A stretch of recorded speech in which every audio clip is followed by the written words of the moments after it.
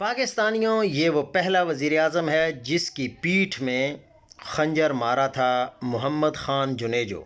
اس کے بعد اس وقت کی اسٹیبلشمنٹ کے ساتھ مل کر بے نظیر بھٹو کی حکومت کو 20 ماہ بعد ہی گھر بھیج دیا۔ پھر اپنے محسن صدر پاکستان جناب غلام اسحاق خان کی خلاف سازش کی۔ اس کے بعد فاروق لغاری کے ساتھ مل کر پھر بے نظیر کے خلاف سازش کی۔ پھر لغاری کو فارغ کر کے چوٹی زری میں حل چلانے بھیج دیا۔ اس کے بعد اپنے والد ضیاء الحق کے بیٹوں کو پارٹی سے نکال دیا اور ان کے ووٹ بینک پر قبضہ کر لیا۔ آج بیچارہ اعجاز الحق در بدر پھر رہا ہے۔ اپریل 2021 کو قمر جاوید باجوہ صاحب اور زرداری صاحب سے ساز باز کر کے عمران خان کی جمہوری حکومت ختم کی اور شہباز شریف اور اسحاق ڈار کے ذریعے پاکستان کی معیشت تباہ کی۔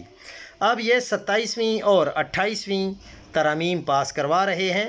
میرے خیال میں یہ آدمی پاکستان کا سب سے بڑا سیاستدان ہے اور جمہوریت کا چیمپئن ہے۔ یہ شخص 37 سالوں سے مختلف لوگوں کے ساتھ مل کر پاکستان کو ترقی کی راہیں دکھا رہا ہے۔